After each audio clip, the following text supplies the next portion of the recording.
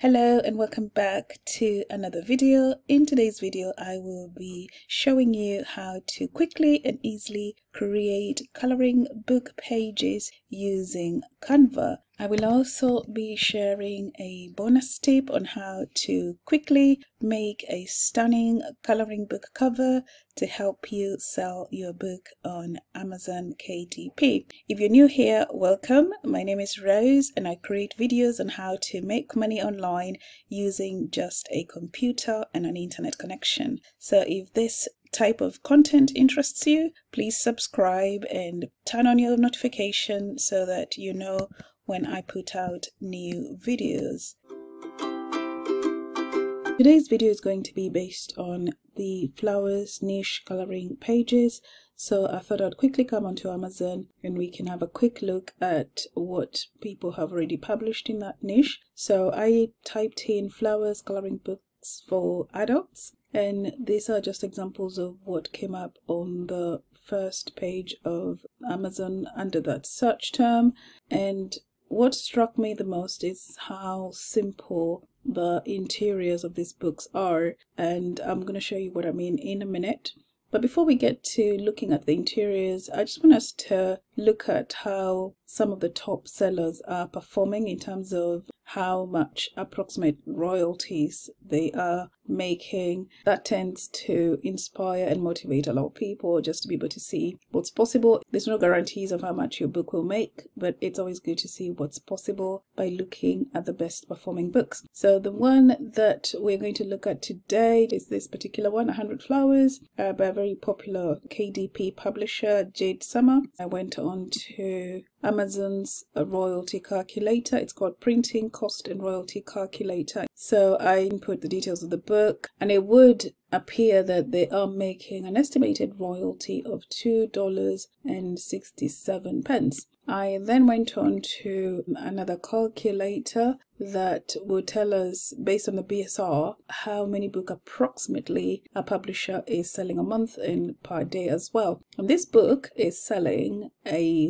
whopping 1,200 books approximately per month. They could be doing a little bit more or less, but that's an approximate number. And when I did the maths based on that number of books per month multiplied by the estimated royalty per book, it was coming to round about $3,000 a month, which is a very tidy sum based on just one book. Another quick thing to do is just have an idea of what sort of interiors this kind of book would have, seeing as they're making about $3,000 a month, just so that when we get on to creating our own coloring pages in the flower niche, we have a very good idea. And you can see it's a very simplistic, just one large flower per page and nothing else. That's it really. So if you know where to get your unique graphic, especially if you're not a designer, if you know where to obtain your graphics and you just make sure that you make it unique to yourself by adding certain elements to it,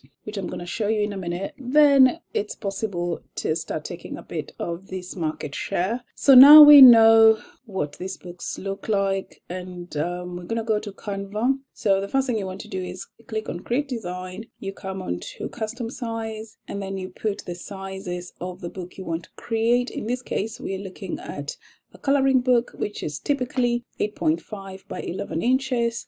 And that gives us our clear page where we can start creating our book. So these dotted margins do not automatically appear on the page. What I've done, and this is what I like to do with all my books, is that I have got this pre-selected by going to File, Show Margins. Why I do this is to make sure that nothing gets cut off when Amazon prints these books. I'm just going to walk you through these different coloring pages and I'll explain my thought process and what you could probably take away and apply in your coloring book creation.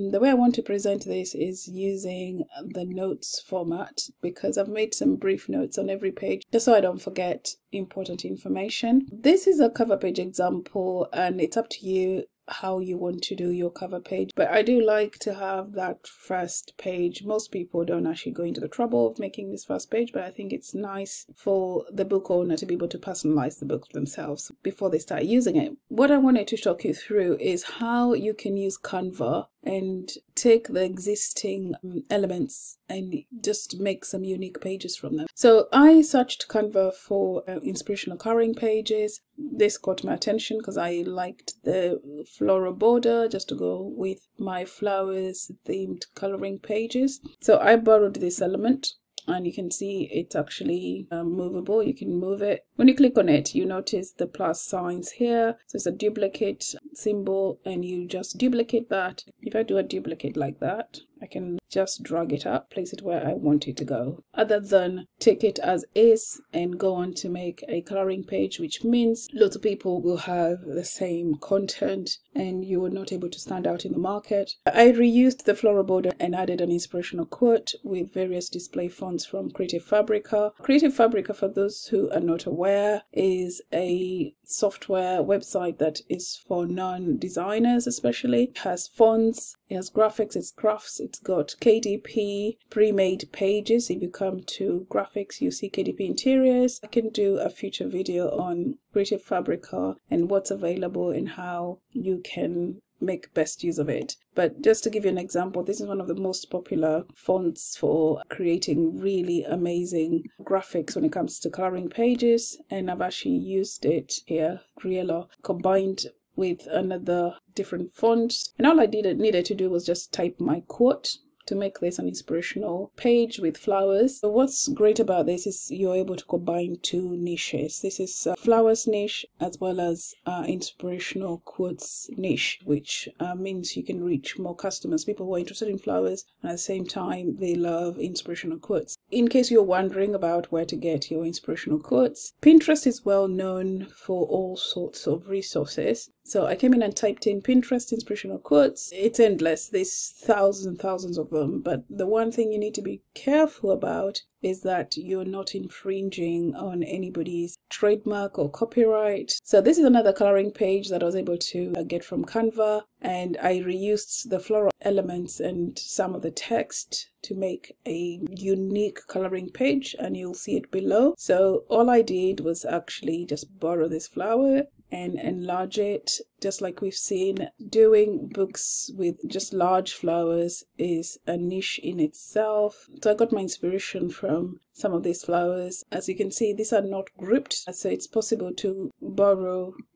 single elements and make a completely different and unique page from what exists in Canva. That was the whole point of this video, just to show those who are non-designers that you can still use existing graphics that have been made by designers and make some very unique pages that you go on to sell on KDP or even Etsy as printables. And I then added that same quote, think positive, but with a slightly different graphic. Again, the Guerrero graphic is amazing when it comes to coloring in. In case anybody's wondering how we make this graphic into a curve, you click on effects, you then click on curve, and that's what you get. Let me just show you an example with think, this word here. You click on that and immediately it forms a curve, and you can move it around to where you want it until you're happy with the position. And that's it. Moving on to the next page. Again, I reused this flower, which is an inspiration that I got from this flower in this book, and I decided to add a quote. Start today. This is a different font. These fonts, by the way, just for those who are not aware, you can upload them from Creative Fabrica. In case you're wondering how you link them from Creative Fabrica to Canva, you just upload the font, and you can only do that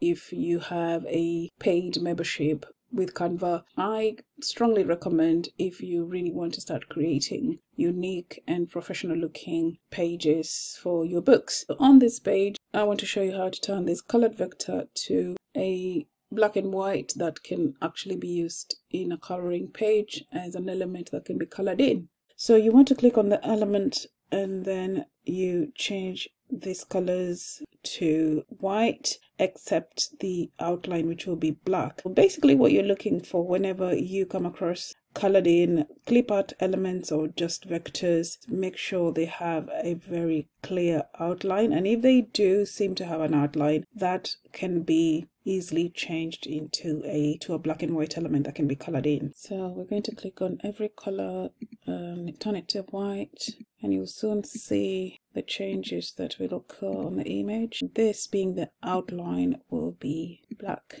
and that's it. That's how we achieve that. So just to quickly show you some other examples of graphics that may come as colored graphics, but they have a very clear outline, and how you can do exactly that same trick that we just talked about. Just clicking on the element, and then so if I click on the gray, I'll be left with just the outline, which means that's a little cute flower that can be colored in. Canva is full of thousands upon thousands of graphics and elements that we can actually use to create very unique books that would go on to do very well, because we have access to professionally made graphics. Use them to make really professional looking products. You can go to Magic Recommendations, which shows you more of what you clicked on, and using that feature, it's possible to actually come up with a whole book that has cohesive elements. And what I like to do is actually click on the designer themselves and see what else they have. Click on the element,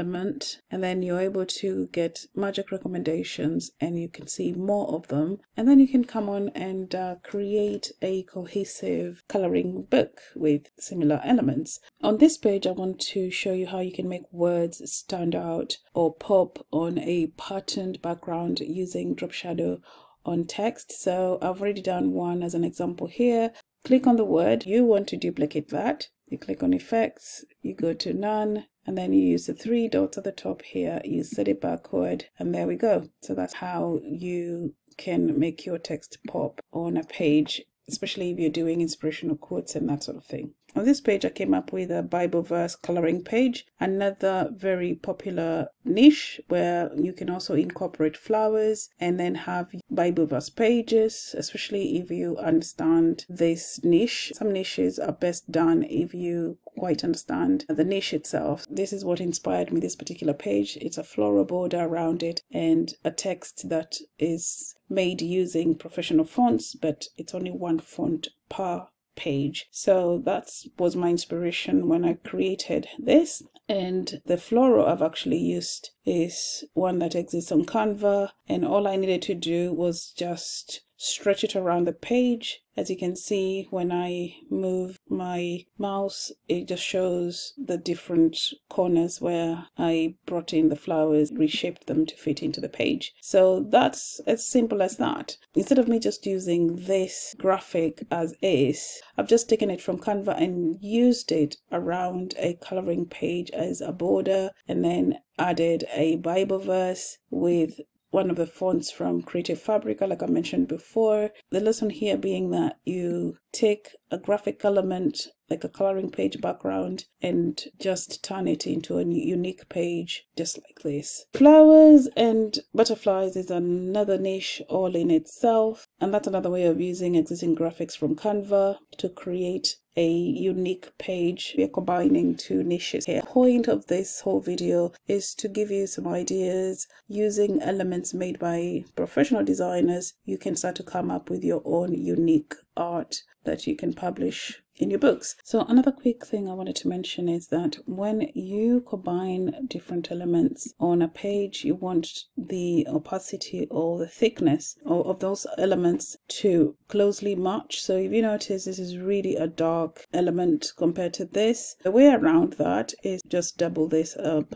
a few times. So you notice it's starting to become darker, so you double it one more time, and you can keep doing that until you're happy that the elements start to look congruent. So the whole idea here and the whole point of this video is to start to get you thinking outside of the box and looking at all these amazing elements made by professional designers and thinking, how can I start to use these amazing coloring page elements to come up with a completely unique page. Hopefully by the end of this video you will have picked up some really good ideas to come up with very unique pages for your book. On this page I just wanted to give you a tip on how you can come up with a coloring book cover that is matching your interiors, because this is a whole other niche in the flowers coloring book, just flowers in vases. So if you used that on your front cover, this is just an example, it doesn't have to be exactly that. You obviously need to spend more time looking around, and then your coloring book probably is all about flowers in vases. You would go looking for flowers that are in a vase. Your cover would be based on flowers that are in a vase. This looks like it's a watercolor design, so you want it to be looking as realistic as possible, that people would look at that and think, yes, I can actually color that in. That looks like something I can do. These are elements I found earlier on. There it is. That's the exact one I've got here. That's another tip, that if you're working on a book and you want to come back to it the next day and you had searched some elements and you hadn't saved them, if you haven't created folders and saved your elements, this feature of recently used is fantastic. You click on that, you're able to go back to a lot of history. Make sure the elements that you have inside of the book are congruent to what you have on the cover. Other ways to make floral coloring pages unique, and we talked about adding a text. It could be a Bible verse, it could be an inspirational quote. I know I mentioned very quickly making sure that the thickness matches the background of your coloring page, and as you notice here, the background is very light in terms of the thickness. All I did with this text was actually go back to effects and I reduced the thickness to 20 for all of them, because they needed to be congruent, they needed to be the same thickness, but they needed to be light enough in thickness so that they don't take away from this background. If I thicken this a bit more, you notice it does overwhelm the background. For the text to be aligned to what's in the background and don't take away from each other, find a way of just reducing the thickness to what would seem to be right. And then what I did was offset. I set this to 0, direction to 0, and that seemed to work quite well. If you have a background that has very strong features, as you would notice, it's a very intricate, very well designed background, a single font would work, because if you used more than one font, then it becomes overwhelming because the background is already very busy. You want to use a single font, which to me is a relief in the sense that you don't have to go searching and researching fonts that match with each other. You just choose one font that works and you go for that. So that was the idea here, just to show you that it's not always that you have to look for different fonts and keep wondering what font will go with what font. Sometimes, depending on the background, a single font